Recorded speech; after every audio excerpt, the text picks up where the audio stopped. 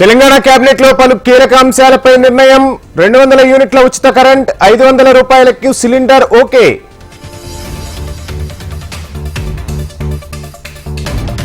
ఈ నెల 8 నుంచి తెలంగాణ అసెంబ్లీ సమావేశాలు. మరో 2 గ్యారంటీలను ప్రకటిస్తామన్న మంత్రులు.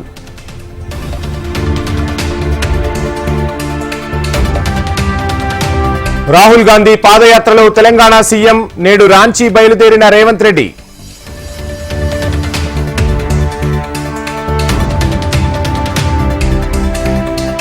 తెలంగాణలో ముగిసిన జార్ఖండ్ ఎమ్మెల్యేల క్యాంప్. నేడు అసెంబ్లీలో చంపై సోరెన్ బలపరీక్ష.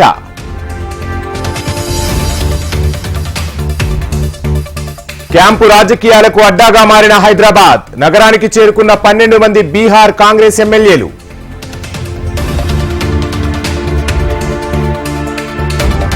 కేఆర్ఎంబీ వ్యవహారంలో కేసీఆర్ పై రేవంత్ రెడ్డి ఫైర్. నీటి దొంగలు మీరే అంటూ బీఆర్ఎస్ పై ధ్వజం.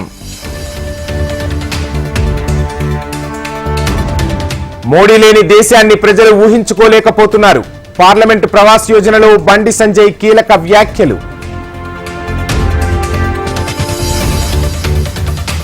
మావోయిస్టుల ఏరివేతలో సీఆర్పీఎఫ్ ముందడుగు. రేపటి నుంచి కోబ్రా ఆపరేషన్లలో మహిళా కమాండోలు.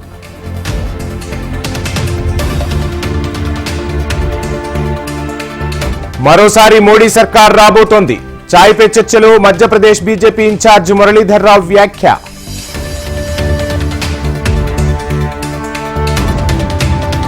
దేశంలోనే తొలిసారి ఎంఎస్ బాధితుల కోసం పుస్తకం. ఎంఎస్ బాధితులను ఆదుకోవాలన్న పుస్తక రచయిత.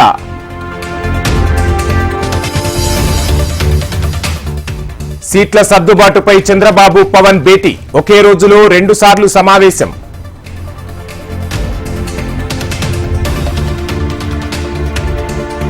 అర్జునుడితో జగన్ పోల్చుకోవడం హాస్యాస్పదం. సీఎం జగన్ కు జనసేనాని పవన్ గట్టి counter.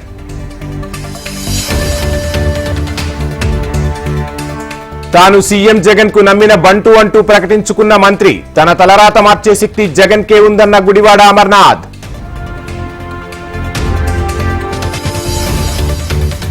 Dharmavaram TDP MLA ticket 100 కోట్లకు బేరం. టికెట్ కొని గెలిచిన వ్యక్తి అభివృద్ధి చేస్తాడా అంటూ ప్రశ్నించిన కేతిరెడ్డి.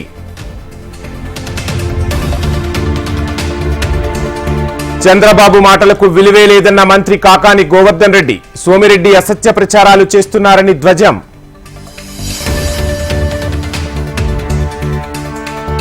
మహాత్మా గాంధీ గ్రామ స్వరాజ్యం జగన్ వల్లే సాధ్యమన్న మంత్రి. అసమానతలు తొలగించేలా పాలిస్తున్నారన్న చెల్లుబోయిన వేణుగోపాల్.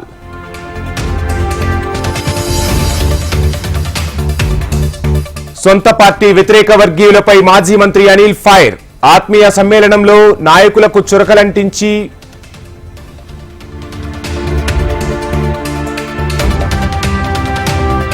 మంచిర్యాలలో రైతు అవగాహన సదస్సు ప్రదర్శనలు. ముఖ్య అతిథిగా హాజరై ప్రారంభించిన ఎమ్మెల్యే ప్రేమ్ సాగర్ రావు.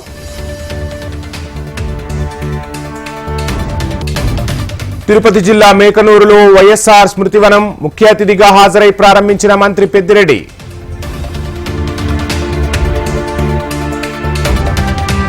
కాంగ్రెస్ రూపంలో తెలంగాణకు మరో అవినీతి సర్కార్. రాష్ట్ర ప్రభుత్వంపై తరుణ్ చుగ్ విమర్శల దాడి.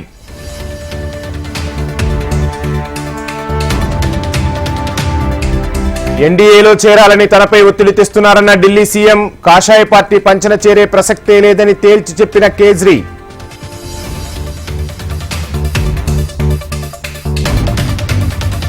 అసోంలో ప్రధాని మోడీ పర్యటన. 11,600 కోట్ల ప్రాజెక్టులకు శంకుస్థాపన.